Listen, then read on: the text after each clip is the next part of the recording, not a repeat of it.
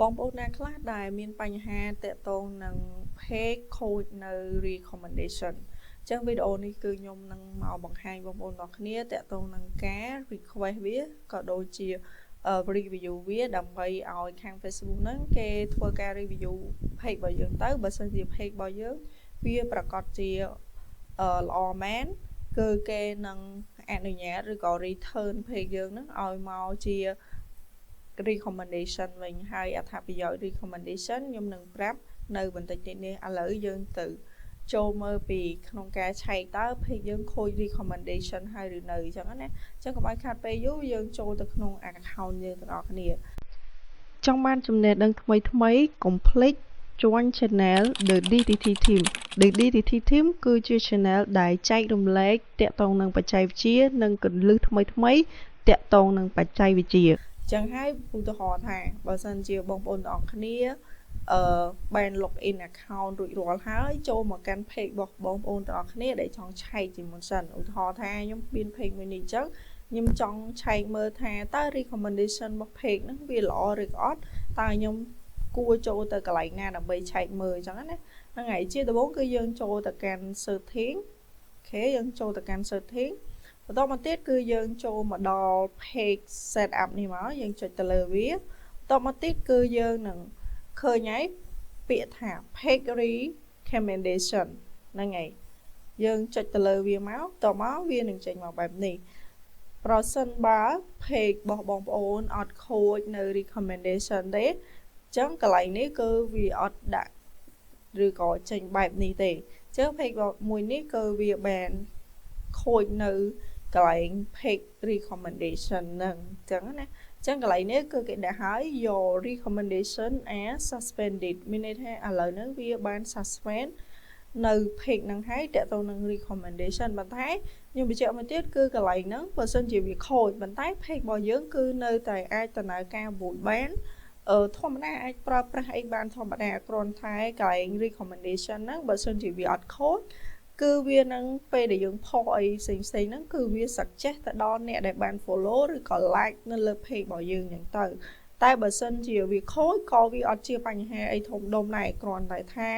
វាអត់ recommend ទៅដល់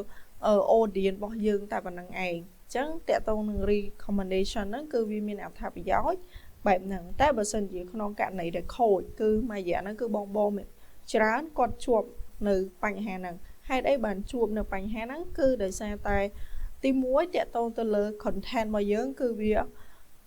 unoriginal content អីចឹងទៅអញ្ចឹងវានឹងបិទកន្លែង recommendation ហ្នឹងឯងអញ្ចឹងបើសិនជាអាចបងអាចផលិតវីដេអូដែលខ្លួនឯងកុំចម្លងវីដេអូពីគេហើយមួយទៀតគឺអាចតកតងនឹងផលិតផលរបស់បងគឺបងខ្លះគាត់លក់ផលិតផលនៃផលិតផល co-policy របស់ Facebook អាកន្លែងហ្នឹងក៏គេបិទដែរអញ្ចឹងណាអញ្ចឹងអ្វីដែលបងគួរធ្វើបើសិនជាជួបបញ្ហាបែបនេះហើយគឺមិនបារម្ភច្រើនទេគឺ page របស់បងគឺអាចនៅធ្វើបានធម្មតាដូចខ្ញុំបញ្ជាក់អញ្ចឹងឥឡូវកុំឲ្យខាត់ពេលយូរយើងទៅធ្វើការ request វាទាំងអស់គ្នាអញ្ចឹងកាលណាយើងឃើញបែបនេះគឺវាមានបញ្ហាហើយយើងចុច find ឲ្យ more ហ្នឹងមកអូខេយើងនឹងឃើញបែបនេះហើយហ្នឹងហើយគេសួរថាវានឹងចេញបែបហ្នឹងអញ្ចឹងណាហ្នឹងហើយអញ្ចឹងយើងអត់ចាំបាច់មើលអីច្រើនទេអញ្ចឹងយើងចុចមកមើលកន្លែងនេះ request reviews ហ្នឹងហើយអញ្ចឹងកន្លែងនេះបើសិនជាក្នុងករណីដែលយើងអត់បានចូលមក request review វាទេគឺរយៈពេល180ថ្ងៃបើយើងអត់មក request review វាទេគឺអាកន្លែង page recommendation ហ្នឹងវានឹងខូចទៅតែម្ដងអញ្ចឹងយើងអត់មានឱកាសក្នុងការ request វាម្ដងទៀតទេអញ្ចឹងកន្លែងហ្នឹងបើសិនជាជាប់យើងប្រញាប់មក request វាឲ្យបានលឿនអញ្ចឹងណាហ្នឹងហើយកុំទុកឲ្យវាយូរតែវាយូរវាខូចយូរហើយអញ្ចឹងក្នុងការ vote បើសិនជាវាជាប់ recommendation ហើយពេលដែលយើង vote វាអាចនឹងមានបញ្ហារអាក់រអួលហើយបើសិនជាយើងខុស policy ម្ដងពីរដងគឺវាអាចនឹង page របស់យើងគឺអាចឡើង quality ពណ៌លឿងអីផ្សេងហ្នឹងទៅហ្នឹងហើយទៅតាមការ Facebook ដែលវាដាក់បំរាមមកអញ្ចឹងណាហ្នឹងហើយឥឡូវយើងចុចពាក្យថា request review ទៅអូខេបន្តមកទៀតកន្លែងនេះគឺយើងប្រាប់ហេតុផលគេឡើយហេតុអីបានជា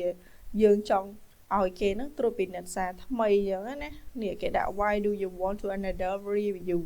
ហ្នឹងហើយអញ្ចឹងវាមានហេតុផល4ហ្នឹងអញ្ចឹងបើសិនជាបងប្អូនទាំងអស់គ្នាគិតថា page របស់បងប្អូនហេតុផលមួយហ្នឹងគឺសមនឹង page របស់បងប្អូនដែលកំពុងតែខូចហ្នឹងណាអញ្ចឹងបងអាចជ្រើសរើសបានឧទាហរណ៍ថាហេតុផលទី1ដែលយើងគិតថាវានឹងស័ក្តិសមទី2យើងគិតថាវាស័ក្តិសមយើងអាច select បានអូខេអញ្ចឹងខ្ញុំ select យកទី1នេះទៅគឺ I think recommendation guidelines should change អីចឹងទៅ to recommend pick like អីចឹងទៅហ្នឹងហើយអញ្ចឹងខ្ញុំយកពាក្យខ្ញុំយកអាទី1នេះបន្តមកទៀតគឺខ្ញុំចុច connect មកហ្នឹងហើយអញ្ចឹងកន្លែងនេះយើងបើសិនជាតនេយើងអាចអានពី policy របស់វាឬក៏ការប្រាប់របស់វាអីចឹងទៅថាការត្រួតពិនិត្យរបស់វាអាចចំណាយពេល24ម៉ោងទៅ48ម៉ោងអីចឹងទៅវានឹងប្រាប់យើងនៅកន្លែងនេះហើយហ្នឹងហើយអញ្ចឹងបន្តមកទៀតគឺយើងអាចចុចពាក្យថា submit អូខេយើងចុចទៅ submit ហើយគឺមានន័យថារួចរាល់ហើយអញ្ចឹងគេប្រាប់ថាគេនឹង feedback មកយើងឲ្យបានលឿនអញ្ចឹងណានឹងឆាប់អាចពីចន្លោះពេល1ថ្ងៃទៅ2ថ្ងៃហ្នឹងគេប្រាប់ពី reason ហើយបើថាបានគឺបានបើមិនបានគឺមានតែអត់តែប៉ុណ្្នឹងអញ្ចឹងណាហ្នឹងហើយអញ្ចឹងអាកន្លែងហ្នឹងគឺខ្ញុំ recommend ឲ្យបងបើសិនជាមាន page ជាប់ហើយគួរតែធ្វើការ request វាឲ្យបានមុន180ថ្ងៃហ្នឹងហើយអញ្ចឹងបន្តមកទៀតគឺយើងចុចពាក្យថា done ហ្នឹងមកអូខេបន្តមកទៀតគឺរួចរាល់ហើយអញ្ចឹងមានន័យថាយើងបានដាក់សារសុំរួចហើយនេះវាចេញពាក្យថា in review ហើយអញ្ចឹងរយៈពេលប្រហែលថ្ងៃក្រោយគឺវានឹងប្រាប់យើងឲ្យយ៉ាងយូរបំផុតគឺមួយសប្តាហ៍តែបើលឿនអាចចន្លោះពេល1ថ្ងៃទៅ2ថ្ងៃគឺគេប្រាប់ហើយអញ្ចឹងណាហ្នឹងហើយអញ្ចឹងវីដេអូហ្នឹងគឺខ្ញុំមានតែការបង្ហាញប៉ុណ្្នឹងទេហើយសង្ឃឹមថាបងប្អូនទាំងអស់គ្នានឹងយល់បើសិនជាអត់យល់ទេអាចឆាតមកខ្ញុំបន្ថែមបើអត់ទាន់ដឹងពីរបៀបឆែកទេអត្ថប្រយោជន៍របស់វាទេអាចឆាតមកសួរខ្ញុំបន្ថែមហើយបើសិនបងចង់បាន account តាក់ទងនឹង account boot តាក់ទងនឹង page ល្អត្រូវស្នងដែរអាចតាក់ទងមកយើងបានអរគុណច្រើន